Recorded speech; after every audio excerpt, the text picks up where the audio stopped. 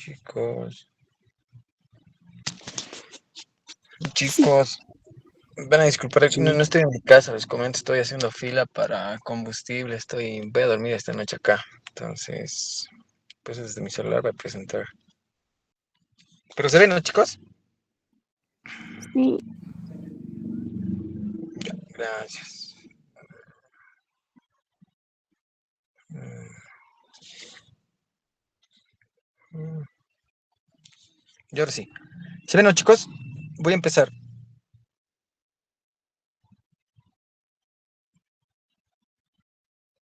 Me han dicho que sí, así que...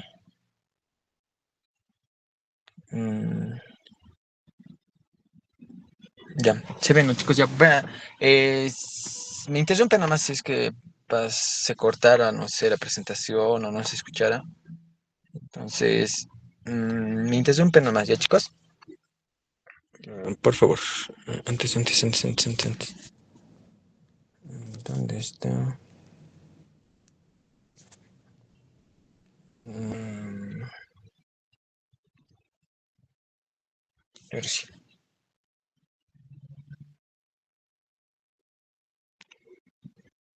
¿Se ve mi pantalla, chicos? sí, ya, ok. sí, sí. Ya, listo. Bien, vamos a repasar. Yo sé que es un repaso. Ustedes ya han estudiado lo que es este tema de betalactámicos e inhibidores de la betalactamasa. Es el segundo tema de este islote. Así que yo creo que nos vamos a entender muy bien y espero sea de mucha ayuda. No el repaso, al fin y al cabo esto es para repasar. Ustedes ya lo saben. Bien, empezamos. Para empezar, los betalactámicos básicamente es un grupo de fármacos que es muy importante. ¿Por qué? Porque se utilizan frente a gran variedad de infecciones. Y lo interesante de este grupo de fármacos y que a futuro, cuando ya estemos ejerciendo nuestra profesión, lo vamos a utilizar. ¿Por qué? Porque son fármacos muy bien tolerados, son clase B, según el FDA. Entonces, en ese sentido, digamos, son fármacos que constantemente vamos a utilizar y que también es muy accesible estos fármacos en cuanto al costo, ¿no? Entonces, por eso es la importancia de estos fármacos, aparte de que tienen gran variedad o sea, cubren muy bien mayoría de bacterias, tanto gram negativos como gram positivos. Entonces, por eso es importante. Ya, continuamos. Para empezar, eh, siempre tenemos que tener en cuenta y recordar el grupo de bacterias a las cuales vamos a tratar. Un fármaco se ha hecho para tratar diferentes patologías, pero en caso de antibióticos para tratar etiologías por bacterias o patologías que van a tener como agente etiológico las diferentes bacterias que han avanzado en segundo año y que van a seguir viendo hasta quinto año y van a repasar. Muchas veces, digamos, nos olvidamos, hasta yo mismo. Pero acá he traído una tablita donde resume las bacterias. Tenemos, recordándonos, chicos, bacterias gram positivas, gram negativas, y ahí vemos, ¿no? Las que son gram positivos, las anaerobios, que básicamente están los cocos, los hilos, y los anaerobios, aerobios y anaerobios. Dentro del grupo de aerobios, el grupo más importante son los cocos. Si ustedes han visto, el grupo que más causa patologías es el grupo de los cocos. Ahí está el Staphylococcus aureus, Streptococcus pyogenes, Streptococcus epidermidis y demás. En los gram negativos, más que todas las que más generan infecciones y bacterias, o generan, no bacterias, las que generan patologías, son las enterobacterias, ¿no? Las que están en el tracto gastrointestinal, como la Escherichia coli, Klebsiella, Enterobacter, Salmonella, Cesato, Proteus y demás. Entonces, todas estas bacterias que ustedes ven son las que estamos tratando. Eh, por ejemplo, hemos ya visto bueno, ya han debido pasar con el auxiliar Yuri los aminoglucósidos, otros fármacos como los macrólidos, que tienen una cierta afinidad o van más que todo para ciertas patologías exactas. Por ejemplo, igual, los fármacos antiparasitarios, que básicamente se va más a fármacos antiparasitarios, todo eso trata. El, para protozoarios igual, hay ciertas específicas fármacos, ¿no? Entonces, esto es lo que nosotros queremos lograr. poder tratar todas estas patologías. Y ahí ven unas imágenes de las lesiones que llegan a producir más que todo el Staphylococcus aureus y el Streptococcus epidermidis en lesiones en la piel. Estas son las lesiones que ustedes van a ver cuando ya están en internado o cuando ya ejercen su profesión, que más que todo lo damos para eso, algunos usamos como profilaxis y demás. Y aquí en la parte de abajo, si lo ven, ya, ahí, ya con mi dedito puedo subrayar. Ven las patologías o las bacterias que más son no complejas, sino las que más van a llegar a generar un dolor de cabeza para nosotros los médicos. Tenemos a la tuberculosis, que es una bacteria que nos causa mucho dolor de cabeza y ya han de vivir en antituberculosis que el tratamiento es largo porque la bacteria es muy difícil de erradicar. El otro es el Staphylococcus aureus, igual.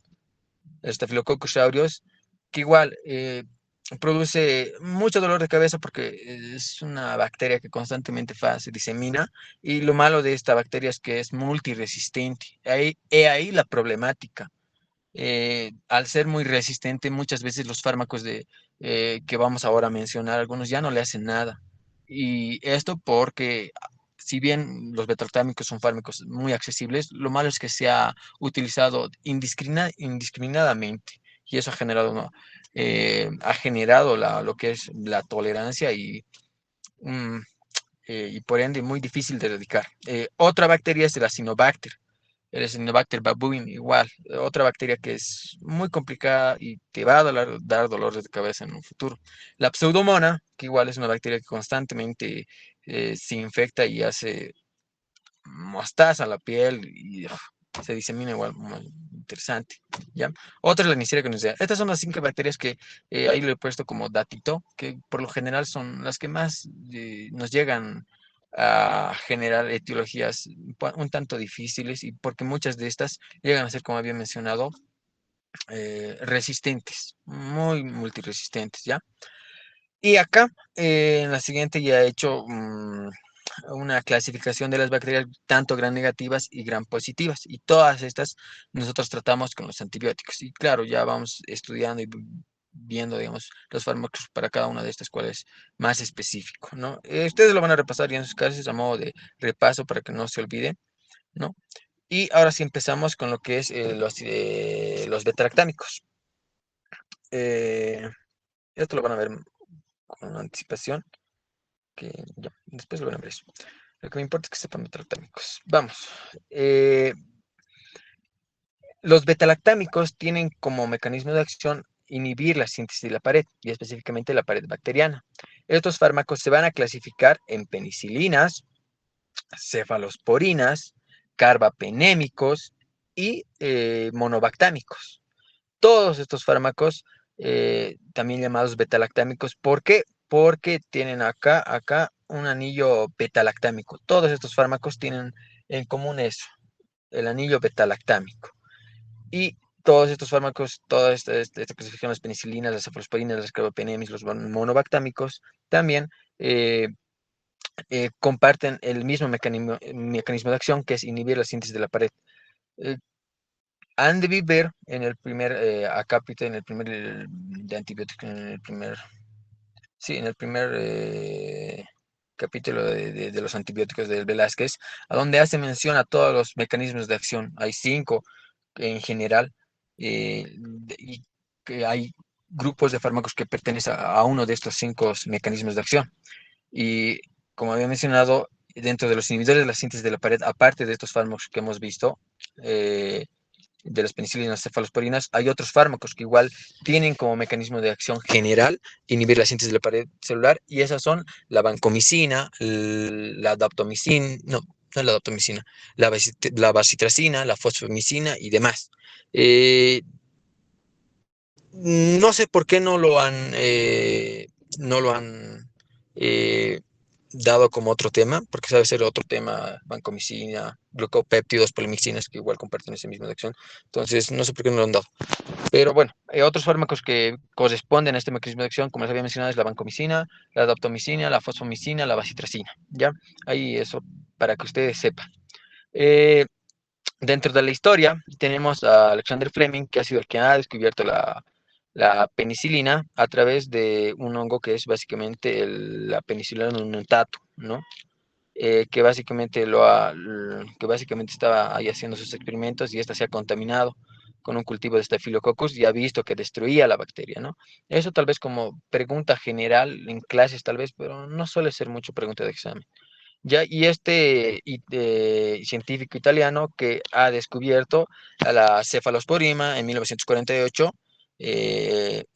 Giuseppe Bruzzo, que básicamente ha descubierto en aguas de alcantarilla mar recogida cerca de un desagüe, ¿no? Eso nos dice la historia. Ahí ha visto que había aguas negras que muchos de los habitantes que consumían esta agua veían que no tenían muchas infecciones. Entonces ya lo ha aislado y ha descubierto que eh, a la cefalosporina, ¿no? 20 años después del descubrimiento de la penicilina. Eso como historia. Bien, chicos, ahora sí pasamos a lo que sí nos interesa, que es la clasificación de los fármacos betalactámicos. Eh, tenemos a un primer grupo que son las penicilinas, ¿ya? Estas penicilinas van a ser o bien naturales o semisintéticas. Dentro de dentro de las penicilinas naturales vamos a tener a la penicilina G y la penicilina B. A su vez, la penicilina G nos dice que, bueno, hay libros que lo dividen en penicilina cristalínica, penicilina procaínica y penicilina benzatínica. Estos fármacos, el libro de la ONSA, por así decirlo, no me acuerdo su nombre, lo divide, nos dice que estos fármacos eh, tienen esa clasificación según el tiempo de acción. Ya que muchos de estos son ultra cortas y solo la penicilina benzatínica es la que tiene mayor duración, ¿ya? Y también de la penicilina cristalínica se divide igual en la penicilina sódica y la potásica, que se usan como vía intravenosa y demás, ¿ya? Eh, Ambas penicilinas, tanto la penicilina G como la penicilina B, vienen en vía oral, pero la penicilina G ya viene en diferentes métodos de administración, ya puede ser o en cápsulas o eh, in- para vía intramuscular o vía endovenosa, ¿ya? Y según cómo se requiera, se les va a dar. Ya, chicos, y otro grupo de fármacos aparte de las penicilinas o que pertenece a las penicilinas, también los libros lo dividen en penicilinas de espectro ampliado y dentro de los fármacos que vamos a tener que pertenece a este subgrupo de las penicilinas que es de espectro ampliado, tenemos a estas dos, las más, bueno, en sí todas estas pertenecen, pero con el objetivo de que ustedes aprendan, digamos, se les clasifica. Las que más se presentan a espectro ampliado son la amoxicilina y la ampicilina. Ahí estoy redondeando. La amoxicilina y ampicilina. También son llamados, como nombre de su estructura química, también son llamados aminopenicilinas. Ya, chicos, eso más se los he puesto. No creo que les pregunten el nombre de su estructura química, pero tal vez sí, cuando les pregunten un examen, una pregunta de examen, no sé, en su examen podrían ponerlo su nombre de estructura química, ¿no? Las aminopenicilinas tales se usan para tal. Ahí tal vez lo podrían mencionar, pero yo se los he puesto ahí con sus nombres de estructura química para que puedan verlo. Es muy complicado, sí, y tedioso de aprender, sí. Creo que esa es la dificultad, al menos de los betalactámicos y de los aminoglucósidos, porque son generaciones y uno dice, pucha, tanto, y puf, tanto, y creo, claro, con eso los molesta, ¿no? Ya, dentro de este mismo grupo de espectro ampliado que habíamos mencionado que está la amoxicilina y la ampicilina, también están estos otros fármacos, ¿ya?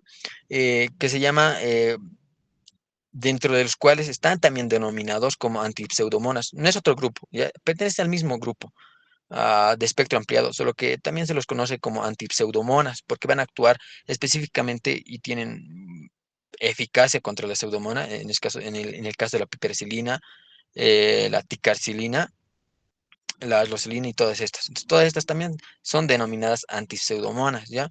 Pero pertenecen a este grupo de espectro ampliado, ¿ya? Y también tenemos otro subgrupo que es básicamente los beta-lactamasas beta-lactamasas o resistentes a esto, o son llamados resistentes beta-lactamasas o estafilocócicas, o también otros nombres según el libro Velázquez lo llama inhibidores de las penicilinas. Esos tres nombres, yo sé que a veces los hace marear, pero esos tres nombres, digamos, tendría.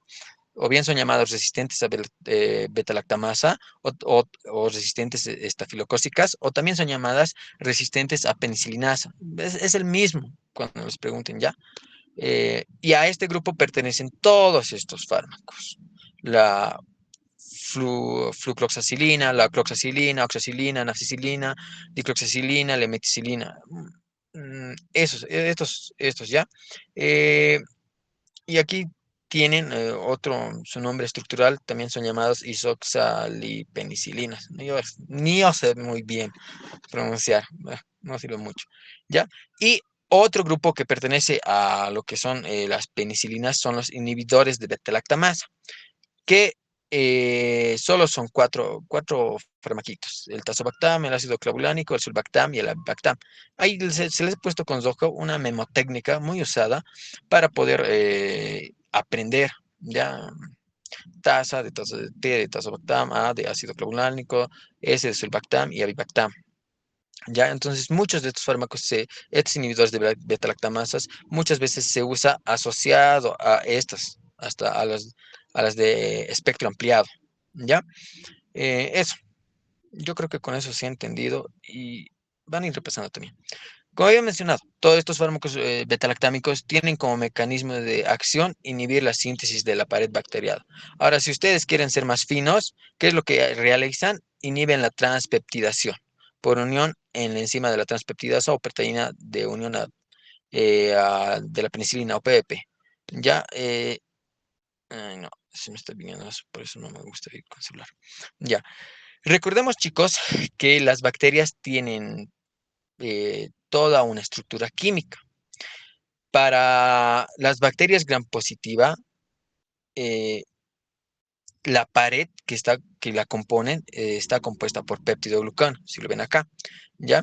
Eh, de la- a diferencia de las bacterias gram negativas, nos dice que en las bacterias gram negativas su pared bacteriana es muy, muy, muy, muy, muy pequeña, es muy pequeña, ¿ya? Y, y como las bacterias gram positivas tienen una bacteria gran una gran pared bacteriana formada de peptidoglucano, nos dice que muchos de estos fármacos beta-lactámicos son eficaces contra los gram positivos. ¿Por qué? Porque actúan rompiendo esta capita de peptidoglucano o esta pared, lo van rompiendo. A diferencia de las bacterias gram negativas, si bien llegan a tener o ahí es su sitio de acción, lo malo es que en las bacterias gram negativas es un tanto más difícil ingresar para el fármaco. ¿Por qué? Porque tiene otras estructuras que impiden que sea un paso rápido para que llegue a su diana. En el caso de las bacterias gram negativas, tienen sus cilium, su membrana externa, sus lipopolisacáridos que impiden, ¿no? Y estos mismos van a ser las que van a generar resistencia en lo posterior, ¿no? Y aquí ahora sí, en esta imagen voy a agrandar y les voy a explicar el mecanismo de acción de lo que es de los fármacos inhibidores de la beta-lactamasa. Nos dice que la pared bacteriana, si ustedes ven, es la pared bacteriana y todo eso. Aquí también tenemos la pared bacteriana. Nos dice que, ¿qué es lo que hace el fármaco? O cómo genera su mecanismo de acción. Nos dice que las bacterias, tanto gram positivas como gram negativas, forman su pared de peptidoglucano, pero antes de que vaya a protegerlas a la bacteria, nos dice que se forma de dos azúcares, dos composiciones de dos estructuras que son espérame, se me está yendo. Es la N-acetilglucosamina y la acetilmuramina. Estos dos aminoácidos dice que se van a unir como ladrillos, ¡paf! Y se van a entrecruzar para formar una pared fuerte. En una primera fase, que es la fase citoplasmática dentro de la bacteria, dice que estas por la glucosa 6-fosfato se van uniendo a través del UDP y forman así una cadenita.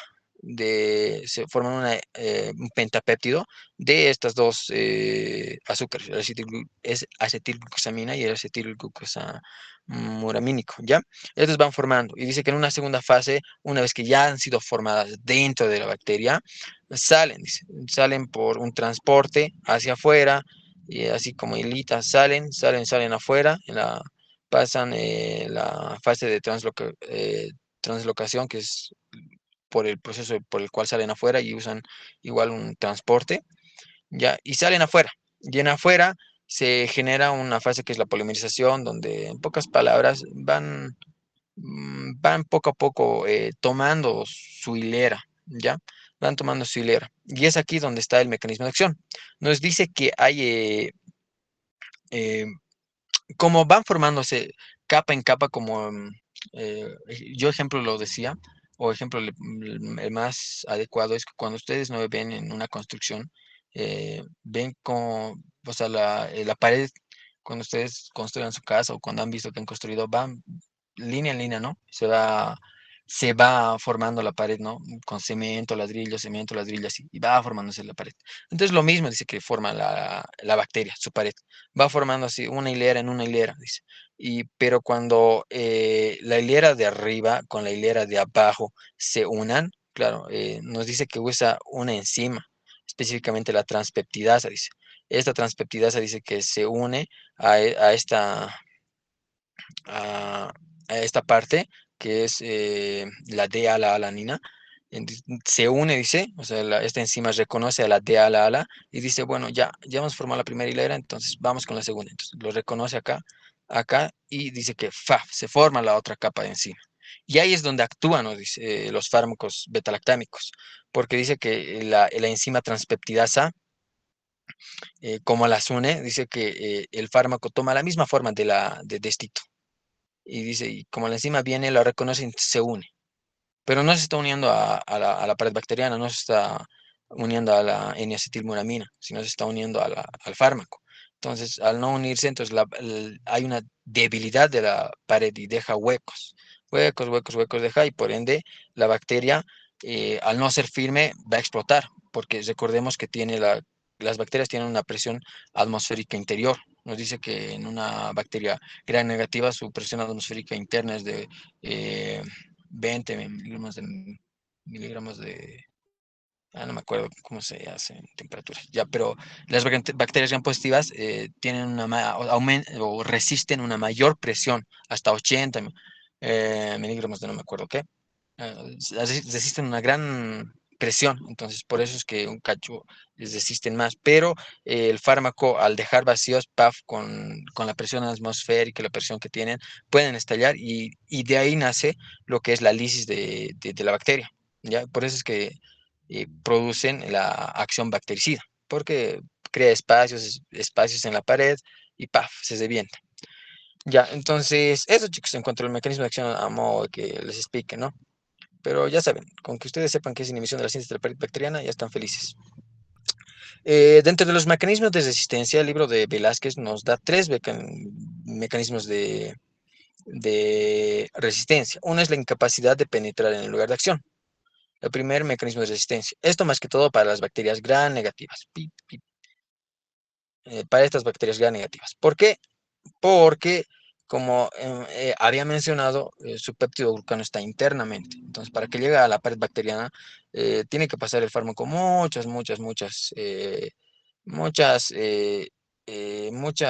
baseras, por así decir.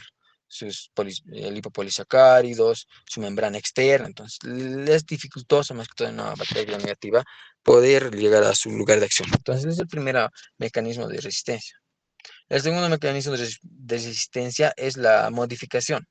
Si acá altera su forma, entonces, y la transpeptidasa igual altera, y el fármaco viene, entonces ya pues, al no ser de la misma manera, igual no va a poder unirse a la enzima de la transpeptidasa y por ende no va, no va a generar su acción. Entonces, otro mecanismo de acción nos dice que es la modificación de las estructuras de las PPO del sitio de acción. ¿Ya? Otro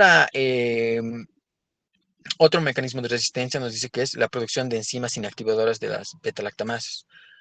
Muchas bacterias producen beta-lactamasa, ya es como un azúcar que producen ellas, que lo usan para romper el anillo beta-lactámico, ¿ya chicos? Entonces, las bacterias que producen beta-lactamasa, en otras palabras, rompen estos anillos bueno, del fármaco que está compuesto por el anillo beta-lactámico, entonces rompen ese anillo, entonces al romperlo pierde su capacidad de unirse a la transpeptidasa, ¿ya chicos? Entonces, ese es uno de los más importantes mecanismos de resistencia que producen las bacterias, especialmente las bacterias gram negativas como el Escherichia coli, la Pseudomonas, generan beta-lactamasa que de diferentes tipos. Vamos a ver, bueno, me toca mencionarles, chicos, que las bacterias producen diferentes tipos de betalactamasa. Nos dice que hay tres tipos de betalactamasa. AMP, betalactamasa tipo AMPA, AMPB, AMPC.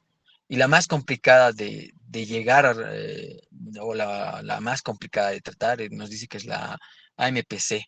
Es la más complicada de tratar. Nos dice que las bacterias que producen estas enzimas inhibidores de betalactamasa son tan potentes, dice que, y que los fármacos betalactámicos no llegan a hacerle su frente.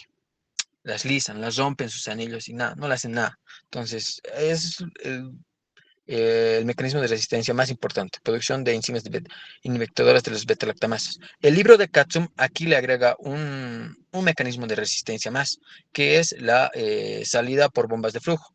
Nos dice que una vez que ingrese por acá la bacteria, más que todo en las bacterias gram negativas, FAF tiene una bomba de endoflujo que lo vuelve a sacar al fármaco.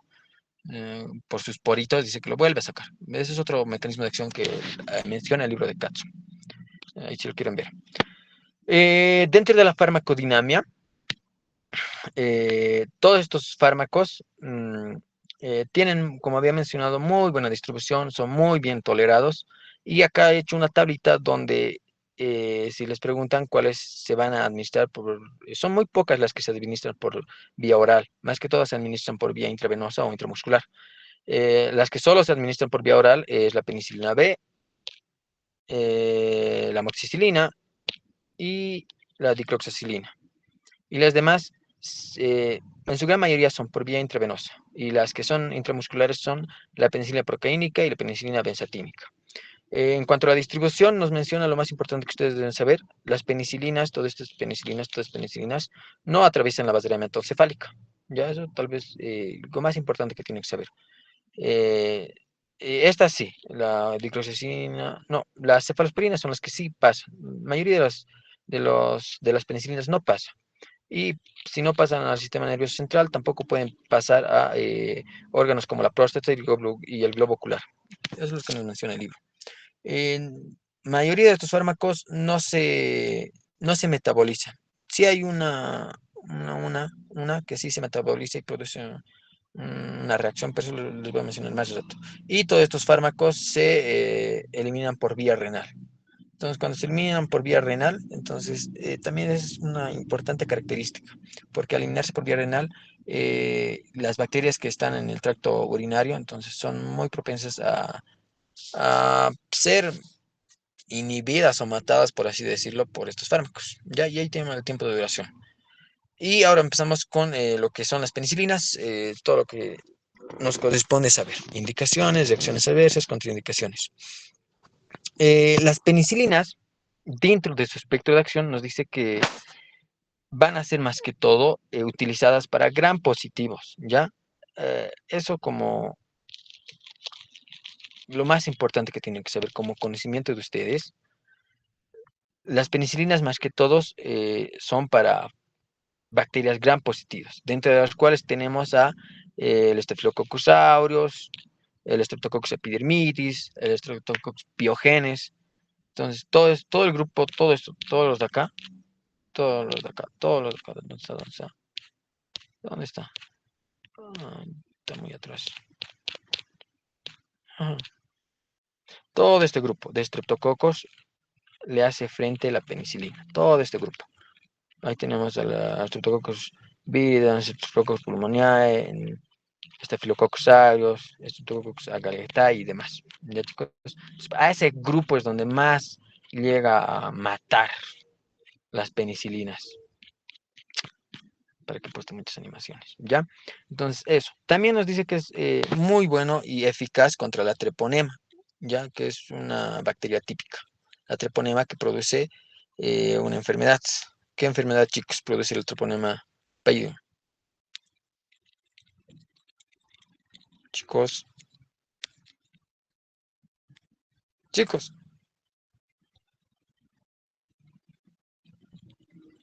¿nadie? ¿Nadie sabe qué produce? Sífilis.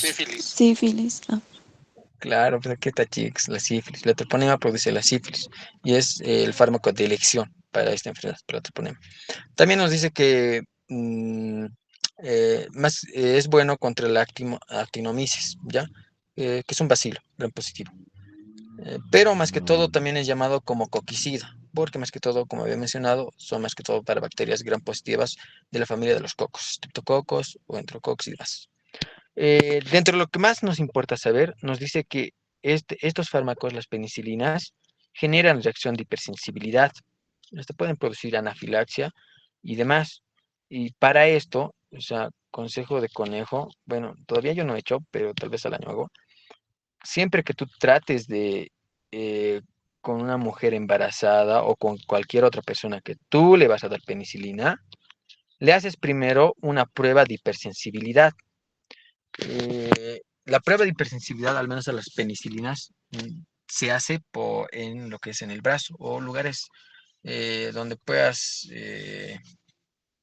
donde no puedan hacer mucho daño. Especialmente se hace en la cara anterior del antebrazo, se hace en una jeringuita, menos de un ml, ahí se pone por vía subcutánea, y le haces una prueba de hipersensibilidad. Y si a las horas no genera una reacción de hipersensibilidad, entonces le puedes dar esta penicilina, ¿ya, chicos? Eso es muy importante. Paciente que tú vas a tratar con penicilina o con betalactámicos, siempre le tienes que hacer una prueba de hipersensibilidad, porque pasa a veces que hay mujeres embarazadas que no le haces o no le haces esta prueba de hipersensibilidad y de la nada le das, dice que a los días genera cuadros de hipersensibilidad hasta llegar a una anafilaxia. Entonces ya es un poco muy grave, ¿no? Entonces, eso es importante, chicos, hacer una prueba de hipersensibilidad a la penicilina, porque el libro nos dice que al menos en 5 a 8% en toda la población que está en el mundo. Sí, sí, para el surtidor. Hasta arriba es. Va a ver, listo. Va a ver, chicos. Ya, entonces, como les decía, siempre hay que hacer una prueba de hipersensibilidad, porque en caso genere hipersensibilidad, tú tienes que cambiar de fármaco. Y el fármaco más adecuado, y hay incluso es pregunta de examen, ¿qué fármacos tú le das si es que existe hipersensibilidad a las penicilinas? Le das una vancomicina o también le puedes dar cefalosporina, que tienen menor posibilidad de generar hipersensibilidad. Y alguien decía, ¿por qué le puedes dar cefalosporina si igual tiene un anillo beta-lactámico? En realidad no. La cefalosporina, si bien tienen el anillo beta-lactámico, la diferencia es que las penicilinas tienen como su principal estructura química el 6-aminopenicilano, no me acuerdo qué. Esa es su estructura química importante. Mientras que la cefalosporina es 7-6-amino, no me acuerdo qué. Esa es la gran diferencia. Si bien tienen el mismo anillo betalactámico, es más tóxico el 6-amino, bueno, la composición de la penicilina, ¿ya? Entonces, hay como pregunta de examen, a veces suelen preguntar, en un paciente alérgico a penicilina, ¿cuál es el otro fármaco de elección? Podría ser una vancomicina, un carbapenémico tal vez, o un meropenem tal vez, o si no, una eritromicina. Esos son los fármacos que se usan en pacientes con alergia a las penicilinas. Ya eso, para conocimientos de ustedes, no lo había puesto acá, pero ahí, anótense. También dentro de las reacciones adversas que llegan a producir las penicilinas son reacciones de toxicidad. Esto en dosis muy altas pueden llegar a generar toxicidad en el sistema nervioso central. ¿Ya? Toxicidad renal sí llegan a producir igual en dosis muy elevadas. ¿Por qué? Porque son fármacos que se eliminan por vía renal. Entonces, al eliminarse por vía renal, entonces son muy propensos a generar toxicidad renal y también nos dice que esto va a generar una hipopotasemia. Eso, chicos. Dentro de las indicaciones más importantes son tratamientos de primera elección en la sífilis, en la difteria, pero aunque hay vacuna para la difteria, pero igual, nos dice que una inyección de penicilina cristalínica eficaz. Las penicilinas, y aquí sí quiero que me hagan caso, chicos, o quiero que entiendan, en una escala de tratamiento, cuando tú estás tratando estas diferentes, no patologías, diferentes causas que generan alguna patología, siempre empiezas de lo más bajo y vas subiendo en cuanto a tu tratamiento a lo más top en cuanto a fármacos. Primero empiezas con un tratamiento de penicilina, en caso no le hace efecto, le pasas a cefalosporina, en caso el tratamiento no está siendo eficaz, le pasas a un aminoclócido y demás. Eso es lo que quiero que ustedes aprendan. Las penicilinas siempre se va a dar como, no primera elección, pero en cada uno de estos siempre se va a dar primero. En caso en tu tratamiento no de eficacia, recién pasas a otro fármaco y vas subiendo de potencia, en otras palabras. Eh, Eso, chicos, en cuanto a las penicilinas. Ahora vamos a la amoxicilina y la ampicilina, que también son llamados fármacos de amplio espectro. La gran diferencia contra las penicilinas es que estos tienen cierta o tienen mayor espectro o mayor es accesibilidad para pegarlas a bacterias gram negativas, pero no son muchas. Solo es el Helicobacter pylori, la Shigella, la Salmonella y el Proteus. Y más que todo, enterobacterias que están en el tracto intestinal, que son las que más producen infecciones urinarias. Son contaditas estas bacterias que están en el tracto urinario, en el tracto gastrointestinal. Todas estas bacterias. Ya chicos, esta es la gran diferencia. Si bien acá con las penicilinas solo te cubrías gram positivas, con la amoxicilina y ampicilina, o también llamadas de amplio espectro, ya puedes tratar bacterias gram negativas. Y por ende, el Escherichia coli es la bacteria que con mayor frecuencia produce infección urinaria. Y nos dice que la amoxicilina eh, en conjunto con el ácido clavulánico es el tratamiento de segunda elección o de segunda línea, por así decirlo, en una infección de tracto urinario. El fármaco de elección para una infección urinaria es la nitrofurantoína. Es otro fármaco que lo vamos a ver mucho después. Eh, pero como fármaco de segunda elección es la amoxicilina y la ampicilina. Pero si es que existiese eh, hipersensibilidad a la amoxicilina y la ampicilina, ahí te pasas de 100 a una cefalosporina o un carbapenémico, uno de los dos. En caso eh, existiese hipersensibilidad, ahí recién te pasas a una cefalosporina de segunda generación, la cefurotaxima tal vez. Ya chicos, entonces, fármaco de segunda elección para las infecciones de vías urinarias, aquí lo he puesto, la amoxicilina más ácido clavulánico, eficaz. También nos dice que es el tratamiento de primera elección para la listeriosis. Y igual está dentro del tratamiento, no de elección, actualmente ya ha cambiado, pero sí se usa en una úlcera gastrointestinal. Es la segunda elección con el omeprazol, en asociación. Las reacciones adversas, más que todo, son hipersensibilidad. Sí llega a generar reacciones adversas como gastrointestinales, pero muchas de estas son leves. Sí producen colitis pseudomembranosa, porque estas de alguna manera van eliminando la flora bacteriana. Y cuando tú eliminas la flora bacteriana, hay una bacteria oportunista, que es el Clostridium difficile, el Clostridium difficile, que van a generar lo que es la colitis pseudomembranosa. Entonces, al tú eliminar la flora bacteriana, haces que con das mayor accesibilidad para que esta bacteria pues, haga sus estragos. Entonces, eso es lo malo de la amoxicilina, que puede llegar a producir colitis pseudomembranosa. Contraindicaciones solo en pacientes alérgicos a las penicilinas y cefalosporina. Entonces, paciente que tiene reacción alérgica a esto, entonces no le das. Directamente te vas a un carbapenémico, o hay otros fármacos más como una eritromicina, que igual te cubre. O un trimetoprim más sulfamethoxazol o el famoso clotrimazol, igual puedes dar en vez de esto. Nos dice que el clotrimazol es el fármaco de elección en caso de eh, alergia a la amoxicilina. Es el fármaco que se da de elección para una infección de vía urinaria. Y es más, está el clotrimazol, está dentro de la primera línea de fármacos que se tratan en las infecciones de vías urinarias. La nitrofurantoína y el clotrimazol son los primeros fármacos de elección para las infecciones urinarias. Y de segunda línea es recién la amoxicilina. ¿Ya?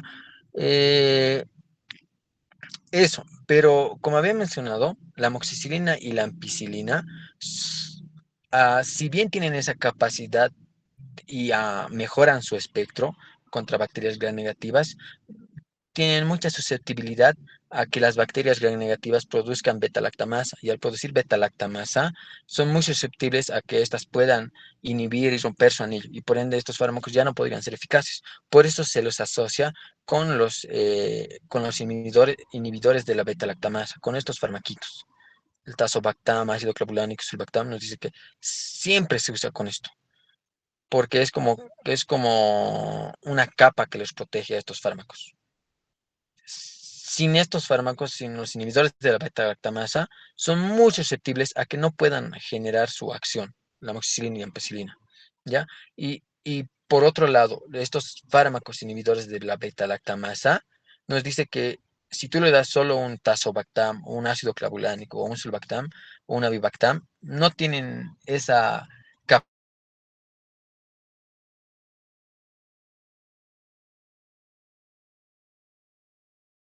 capacidad de...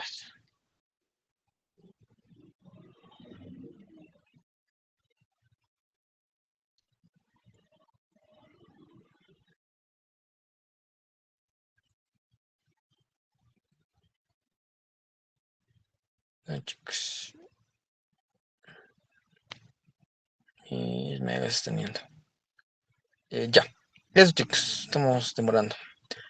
Los inhibidores de beta-lactamasa, o también son llamados mm, fármacos que llegan o protegen a estos fármacos, son muy buenos. Siempre se dan en asociación. Y aquí están los fármacos que se asocian. La amoxicilina se asocia al ácido clavulánico y la ampicilina al sulbactam. Ya, perdón, chicos, eso de no estar con mi laptop.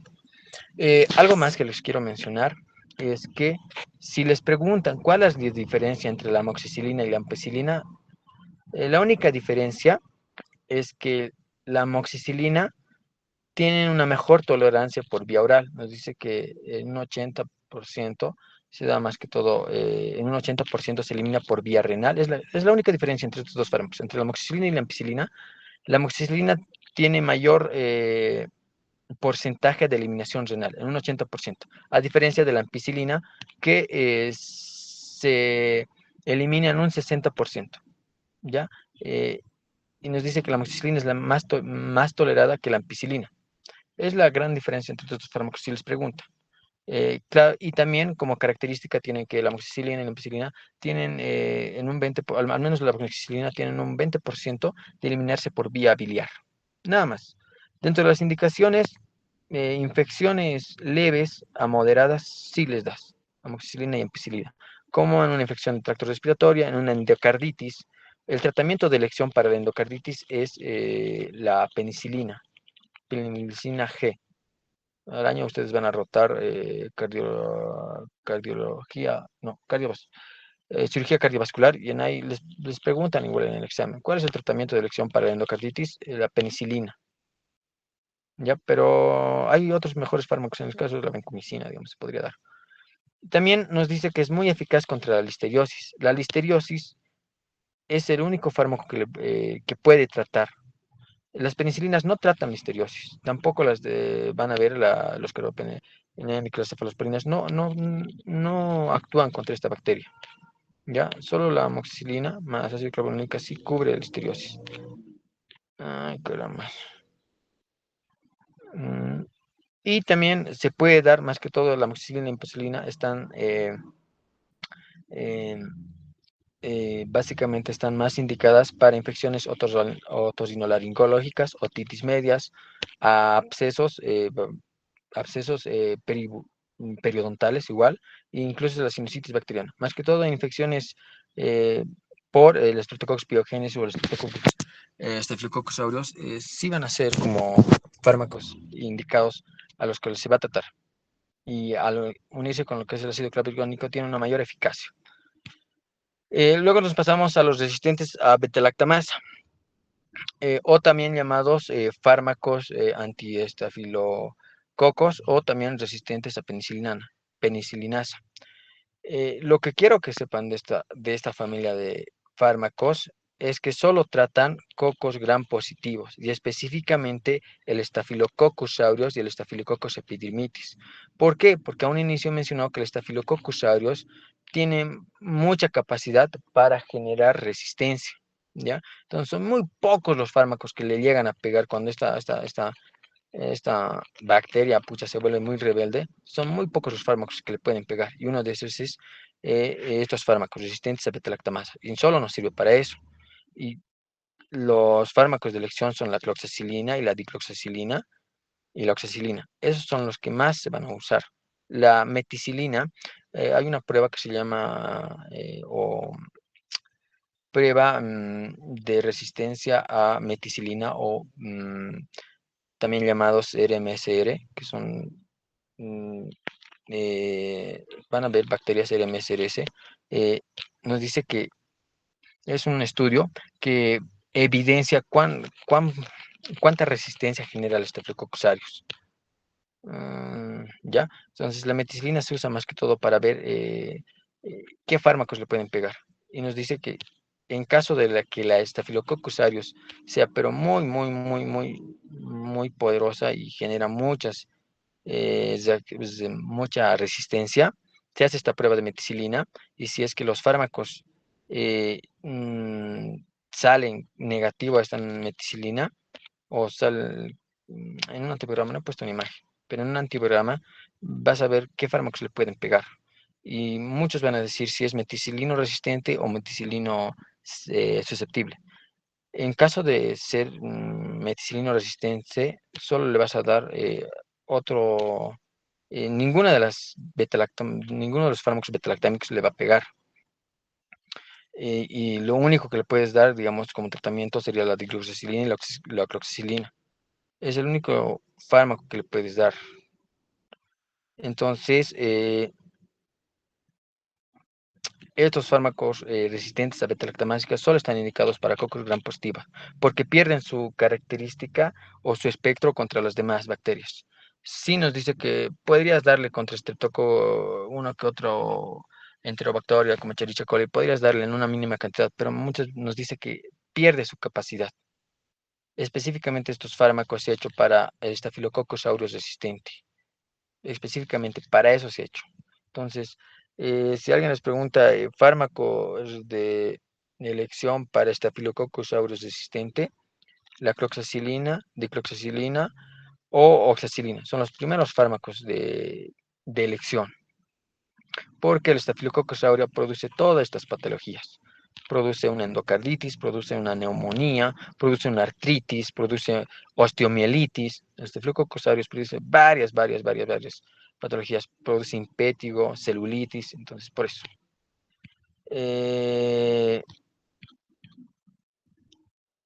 Eso. Dice que la nafcilina,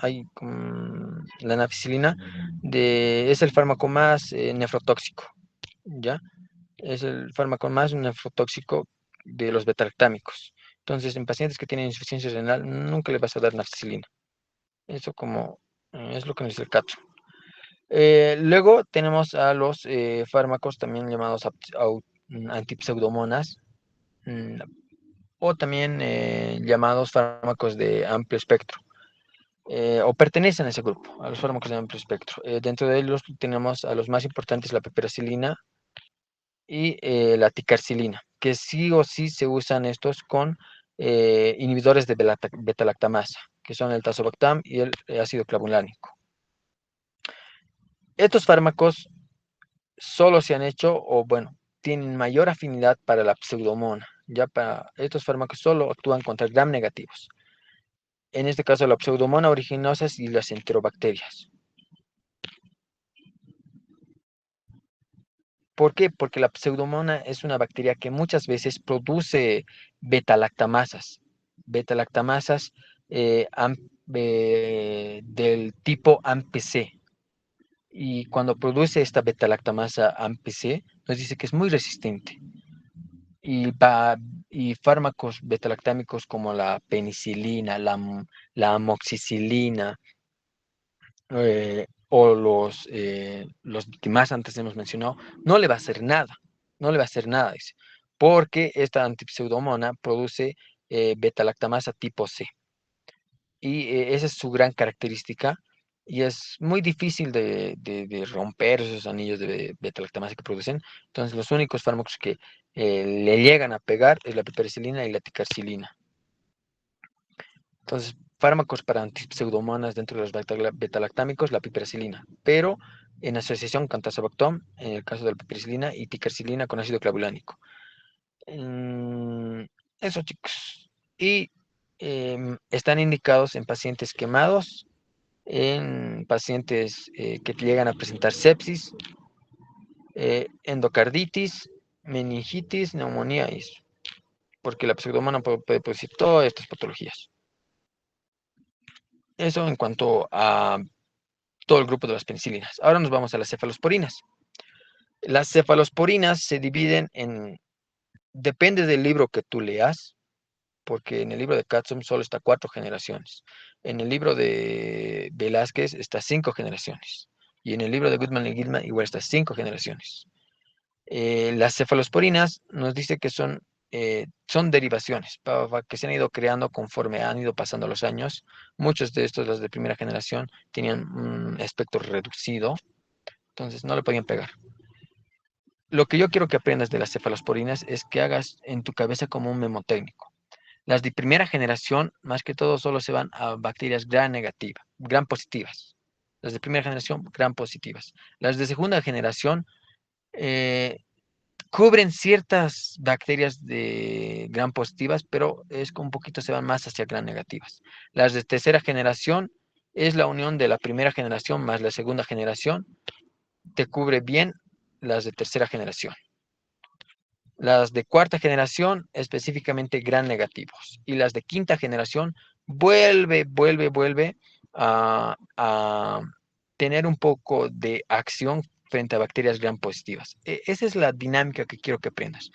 Primera generación solo se enfoca en bacterias gram positivas. Segunda generación se va a gram negativas, te cubre bacterias gram negativas.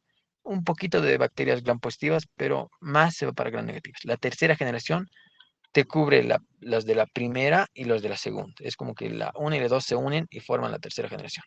Las de cuarta generación específicamente para bacterias gram negativas, multiresistentes y que causan o que se encuentran más que todo en infecciones muy graves. Y las de quinta generación tienen acción contra más que todo bacterias gram positivas y en algunos casos llegan a darle a la pseudomona. Y vamos con las de primera generación. Las de primera generación, las más importantes, son estas tres, la cefazolina, cefazolina, cefalexina y cefadrina. Estos tres fármacos son los más importantes. Los demás no necesito que me memorices porque tampoco hay en nuestro medio, ¿ya? Y nos dice que estos fármacos tienen un espectro más que todo para los cocos, ya sea el Streptococcus pyogenes, Streptococcus agalactiae, Streptococcus pulmonale y el Staphylococcus aureus.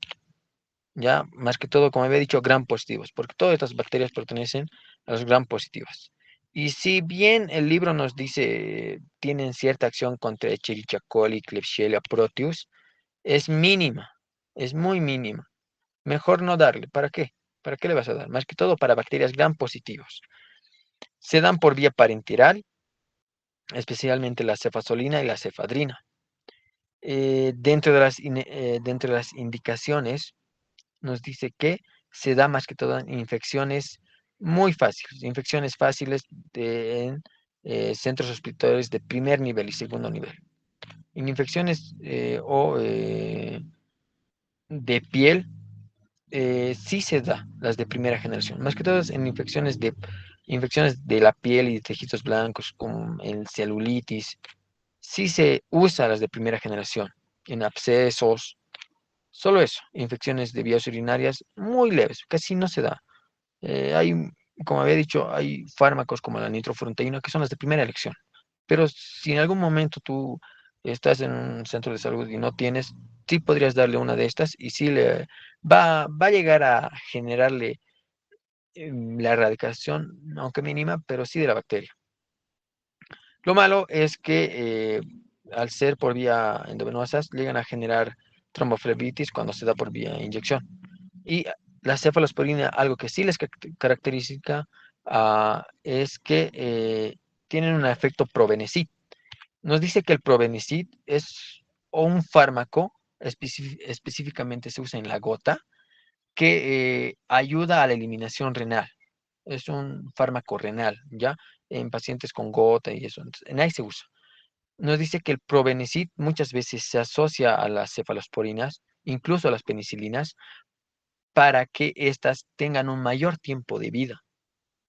Ya, entonces, el Probenecid es un fármaco que hace que tanto los betalactámicos como las cefalosporinas tengan una mayor duración a nivel circulatorio y tienen una mayor semivida y por tanto no se eliminan rápidamente por vía renal. Y aumenta nos dice, la acción de estos fármacos. Eh, Dentro de las indicaciones, como he mencionado, profilaxis y infecciones fáciles a leves. ¿Ya? Las de segunda generación tienen, son algo de 7, más incluso lo mencionan los libros, pero los más importantes son la cefoxitina y la cefuroxima. ¿Por qué? Porque estos son fármacos que sí vamos a encontrar en nuestro medio. Y tienen a manera de recordar la característica de usar la palabra fo o la palabra fu, a diferencia de las de primera generación, que todos son cefa, cefa, cefa, cefa. Ya eso es lo que le caracteriza, el prefijo que ayuda a memorizar. Las de segunda generación, cefo, cefo o cefo, cefofo, cefo. Esas son las dos palabritas que les pueden ayudar a recordar. Dentro del espectro, como había dicho, si bien te cubre gram positivas, su espectro se mejora y ahora puedes tratar bacterias gram negativas. ¿Como cuáles? Como la Escherichia coli, la Klebsiella, el Proteus mirabilis. Y dentro de las bacterias anaerobios también puedes tratar Clostridium perfringis. Aquí está, Clostridium perfringis y Salmonella, cosa que no podías tratar con las de primera generación. Eh, y nos dice que es fármacos que le pegan muy bien a la Haemophilus influenzae y a la Moraxilla catarrhalis. Por eso los he puesto con negrito.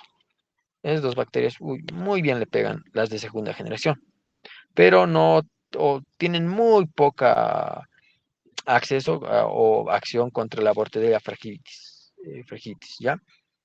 Eh, Dentro de las indicaciones, puedes darle en infecciones leves a moderadas. Las cefalosporinas de primera generación solo le das en infecciones leves. En infecciones leves a moderadas sí le puedes dar eh, las cefalosporinas de segunda generación.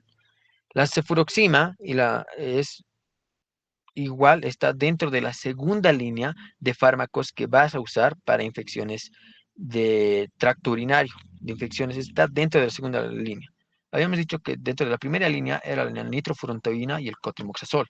Las de segunda línea son el ácido clavulánico más amoxicilina y la cefruxima.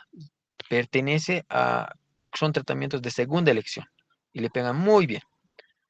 También le puedes dar en infecciones de tracto respiratorio, ¿ya? En infecciones leves de tracto respiratorias a moderadas, como el EPOC, bronquitis, sí le puedes dar las de segunda generación. Y ahí tienes ya ahí poco a poco vas viendo cómo va mejorando la capacidad de estos fármacos para poder tratar estas patologías. Mm, Nos dice que pueden generar tromboflebitis si es que tú le das muy rápido por vía endovenosa. Y el cefotetán es un fármaco que tiene un metabolito, que es el metiltiotetrazol. Lo dice en el libro de Goodman. En el caso no lo menciona. Dice que este metabolito inhibe la coagulación.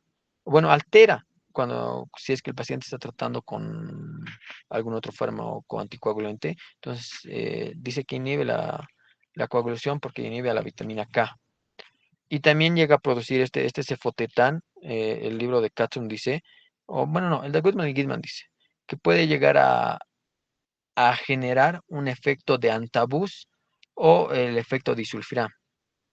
No es muy característico, en una menor medida sí, pero puede llegar a producir este efecto, dice, producto de este metabolito, que es el metiltetrazoilo. Nos dice que esta tiene gran afinidad por el citocromo P450 y al unirse va a hacer que el alcohol o con pacientes que están tomando alcohol va a generar que no se elimine el alcohol y va a generar ese efecto antabús o efecto disulfiram que cuando he dado el tema de antiparasitarios, que era el metronidazol, que igual produce el efecto antabús o disulfiram, nos dice que es una reacción exagerada cuando el paciente toma mucho alcohol. Nos dice que hay una reacción de sintomatología muy exacerbada. Produce taquicardia rápidamente. Después de tomar este fármaco, rápido te produce taquicardia, somnolencia, eh, coloración rojiza de la piel y demás. Dice, exacerba, jodido. Entonces, no creo que pregunten, no, nunca he visto que pregunten, pero sí a modo de conocimiento. Eso las de segunda generación. Las de tercera generación son fármacos que tú le vas a dar como fármacos empíricos. Esto en hospitales de tercer nivel más que todo, donde llegan pacientes a ITU y demás, llegan pacientes cagados, ahí sí le das y tú y ves que es producto de o por un agente etiológico que es alguna bacteria, entonces si tú le das eh, un fármaco de tercera generación, sea la ceftriaxona, que es la más utilizada. Estos fármacos nos dice que eh, te cubren tanto las de primera generación como las de segunda generación. Es como que todo, la unión de de la ceftriaxona de primera generación más la segunda generación, todo eso te cubre las de tercera generación. Te cubre bacterias gram positivas, gram negativas, incluso la ceftazidima te cubre anaerobios gram negativos, como el Haemophilus influenzae. Incluso te llega a cubrir Bordetella fragitis, nos dice. Eso nos dice. Eso es lo que quiero que sepan. En- Se usa como tratamiento empírico en infecciones que llegan al hospital, en emergencias o en cuidados intensivos. Entonces se les da la ceftriaxona porque te cubre muy bien. Y la ceftazidima incluso nos dice que es el fármaco que va a darle a la pseudomona. Es el único fármaco de la tercera generación que puede pegarle a la pseudomona. Si hemos visto lo demás antes, yo en ningún momento he mencionado que alguno de estos le pegaba a la pseudomona. La única que le pega de la tercera generación es la ceftazidima a la pseudomona. ¿Ya? Nos dice que muchos de estos, para tener una mejor acción, en el caso de la ceftriaxona, se utiliza la citromicina, específicamente para infecciones meningocócicas que producen la meningitis, producto de la Neisseria gonorrea y demás. Ya, dentro de las indicaciones, es tratamiento de elección en las meningitis, en las enfermedad inflamatoria pélvica, producida por una gonorrea, en infecciones graves, sí usas esto, las de tercera generación. En neumonías graves, igual le usas la ceftriaxona. Ya, entonces, todas estas indicaciones que son por lo general infecciones graves, puedes darle una ceftriaxona. Te cubre muy bien en pacientes que tienen artritis séptica, pacientes que tienen infecciones cutáneas graves, infecciones por anaerobios, en pacientes quemados o pacientes que presentan pielonefritis, igual, le das muy bien. Pero, como digo, más que todo la tercera generación, las cefalosporinas de tercera generación, das en tratamientos, o bueno, en pacientes que están cursando una infección grave, unas lesiones graves. Pucha, su neumonía le está matando, hay recién usa ceftriaxona.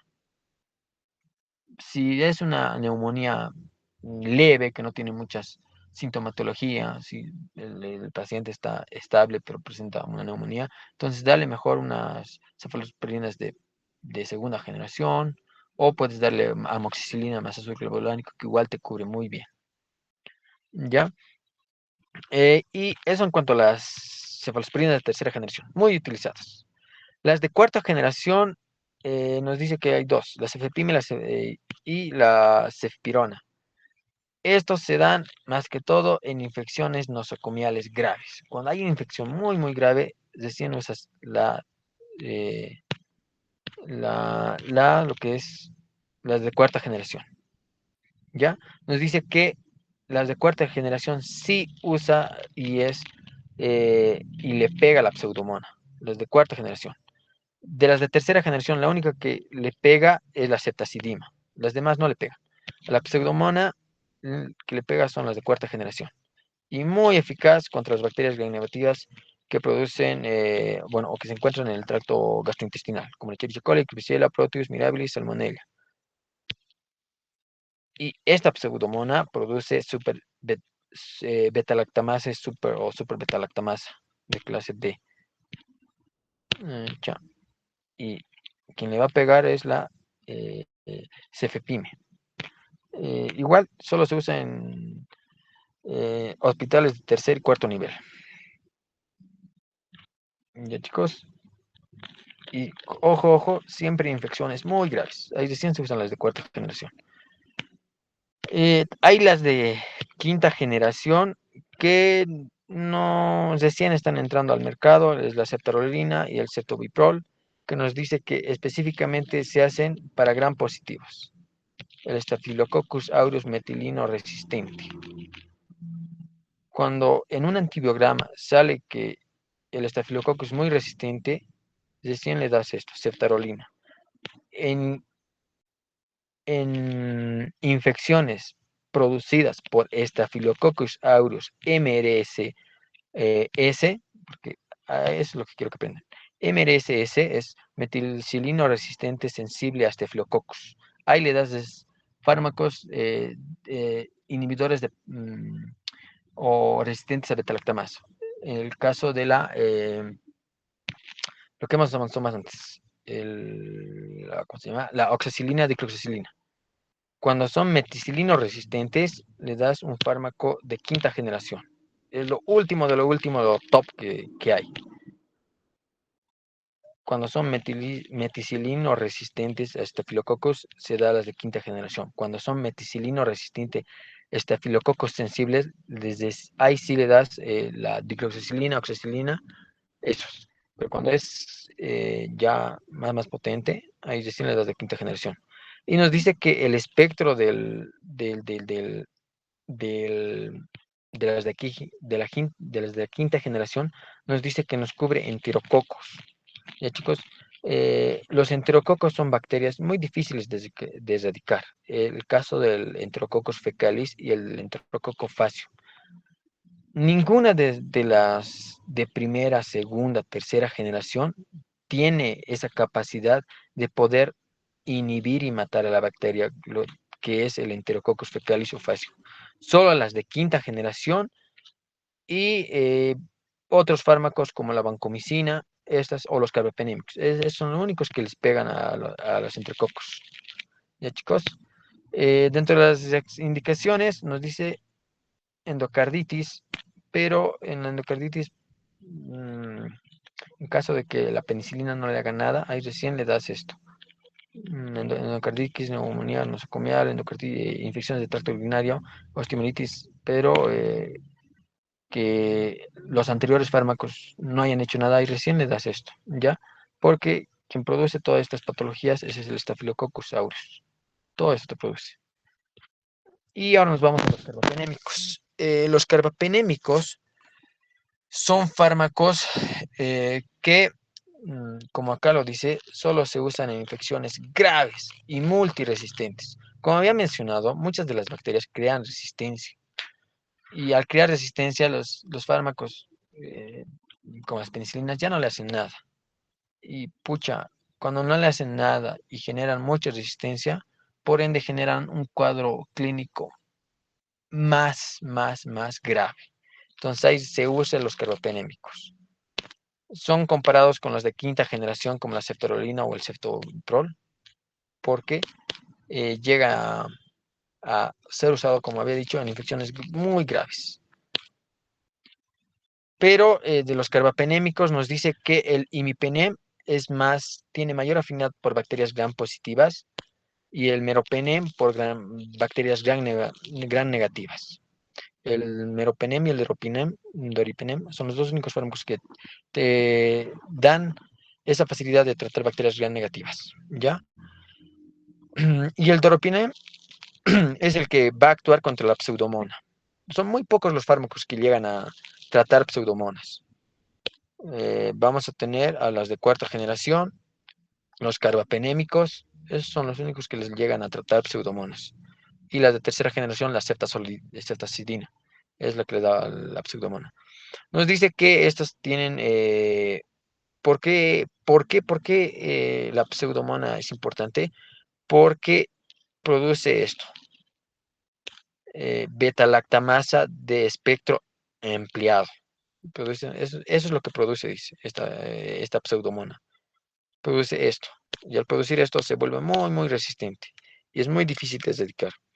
Y el único fármaco que puede erradicar eso es el carbapenémico o la cefalosporina de cuarta generación. Eh, Tienen mayor espectro, son más resistentes, más potentes. Son fármacos comparados como la artillería pesada de la farmacología.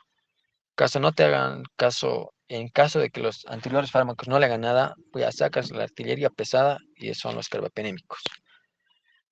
¿Tienen efectos adversos? Sí, pueden llegar a producir hipersensibilidad, pero muy mínima. Llegan a generar alteraciones gastrointestinales, igual menor. Sí llegan a ser, eh, llegan a generar alteraciones gastrointestinales. Y nos dice que sí, estos sí llegan a generar toxicidad a nivel del sistema nervioso central, incluso pueden producir convulsiones. Específicamente el imipinem es el que puede llegar a producir convulsiones. Otro fármaco que habíamos mencionado que llega a producir convulsiones era las penicilinas, chicos, pero esta dosis muy grandes. También es nefrotóxico. Y es tratamiento de elección en una neutropenia febril. Es tratamiento empírico en una neutropenia febril, neumonía nosocomial. ¿Qué quiere decir empírico? Muchas veces cuando tú estás en emergencias y te llegan pacientes así muy fregados, pasa que eh, tienes que actuar rápido.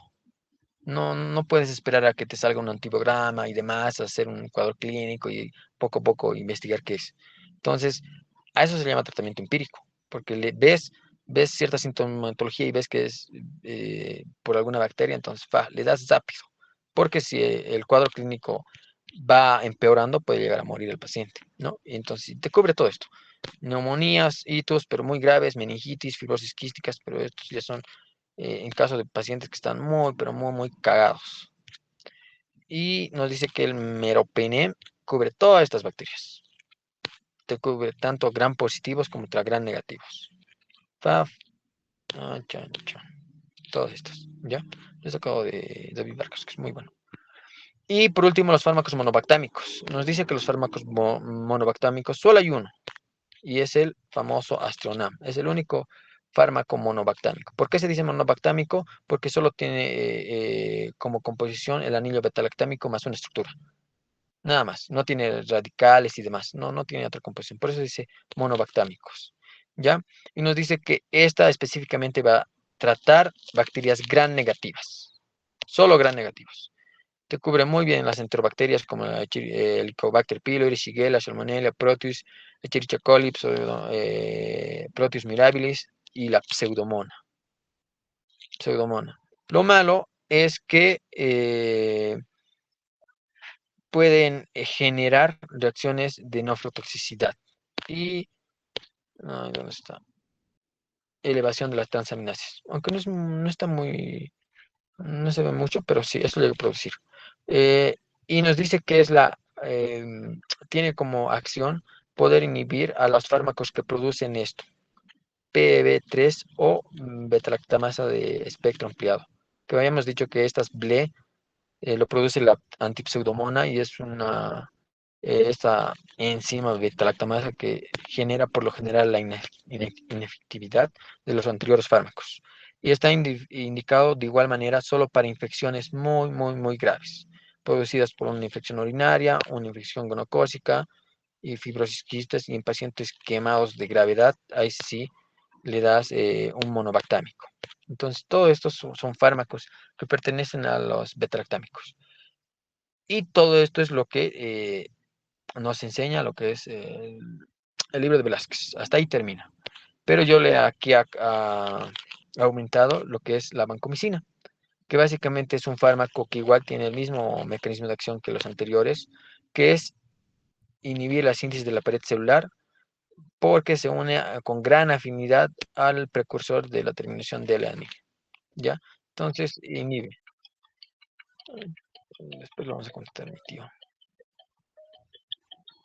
Mm, ya. Eh, ¿Qué nos dice? Nos dice que la vancomicina específicamente solo trata gram positivos. Como había mencionado, en una reacción de hipersensibilidad a gram positivos, tú le das, en caso no tiene hipersensibilidad el paciente a las penicilinas, la otra elección es la vancomicina. Y es muy bueno porque le pega a Staphylococcus aureus, Staphylococcus pulmonae, Staphylococcus piógenes y todos los streptococcus. Incluso nos dice que está comparado con lo que es la dicloxacilina y oxacilina. Si en tu antibiograma te sale MRSS, que es metilino resistente sensible a Staphylococcus, tú sí le puedes tratar la vancomicina. Por eso es un fármaco de elección en caso de que no la penicilina genera hipersensibilidad, tú le das vancomicina. Sí, lo malo es que produce nefrotoxicidad y ototoxicidad, igual que los aminoglucósidos. Eso es lo que produce. Pero nos dice que no está tan marcado. Los aminoglucósidos, como la amicacina, eso lo han de ver con la xilojuri, la streptomicina, la gentamicina, producen muy marcado lo que es la nefrotoxicidad y otoxicidad. Entonces, pero en la vancomicina dice que no es tan marcado. Produce, pero en menor medida. Y sí, pregunta de examen, produce el síndrome del hombre rojo. Dice que genera una coloración rojiza del paciente. Eso sí, apréndanselo. Ya, chicos. Y dentro de las infecciones graves por metilicino resistentes, sensibles a Staphylococcus aureus, igual que la de proxicilina. Y todas estas son patologías que produce el Staphylococcus aureus: sepsis, neumonía hospitalaria, endocarditis, osteomielitis y meningitis. También se usa en infecciones asociadas a catéter venoso central, infecciones en la piel complicadas y colitis por Clostridium difícil por vía oral. Ya, chicos. Eso en cuanto a la vancomicina. Hay otros fármacos como la fosfomicina, la daptomicina, que igual se usan, pero no, ¿cómo poder decirles? No está en el libro de Velázquez. Y yo juraba que iba a haber otro tema donde les iban a explicar. Pero casi comparten el mismo mecanismo de acción. Pero lo que sí me interesa es que la vancomicina, porque van a usarlo mucho. Hay mucho en nuestro medio y es uno de los que más se utiliza. Sí pueden llegar a producir mayor, nos dice, nunca esto debes hacerlo, la vancomicina, si bien se puede asociar con aminoglucósidos, tratar de no hacerlo porque llegan a producir mayor nefrotoxicidad y ototoxicidad si es que le das con este fármaco. Se asocia, sí, pero es más, mm, mayor marcada lo que es la sintomatología de la nefrotoxicidad y la ototoxicidad. Eso, chicos, en cuanto a las bacterias, espero me he dejado de entender, pero la clave, chicos, para esto es seguir repasando. Léanlo ustedes, chicos. Ustedes leanlo, el tema, solo van a aprender, pucha, leyendo una y otra vez. Porque lo difícil de esto es aprenderse los fármacos, cuáles son de segunda generación, los cefluoxima, cefuroxetina. Las de tercera generación, ceftazidima, ceftriaxona, y más. Las de primera generación, puro con cefazolina y eso. Entonces, es un poco lo complicado de este tema, chicos, pero muy importante porque lo van a usar cuando ya están ejerciendo su profesión. Nada más, chicos, espero me hayan entendido, mil disculpas. Está haciendo frío ahorita. Y nada más. Por favor, chicos, sí, pedirles que puedan anotarse en el chat para su asistencia. Y nada más, les voy a pasar la diapositiva. Ahora sí les voy a pasar, la anterior no les pasé, porque había unos detalles que quería cambiar. Nada más. ¿Alguna pregunta, chicos?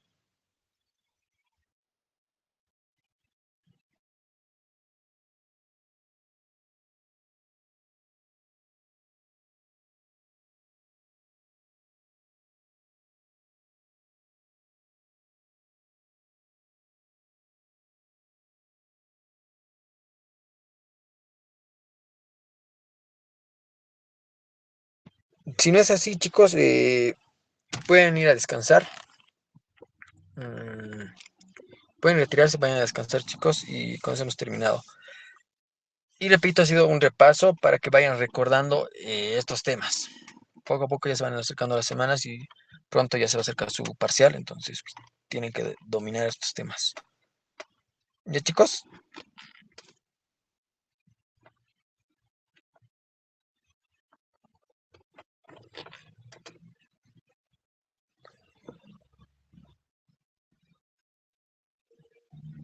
Nada más, chicos, y pueden ir a descansar.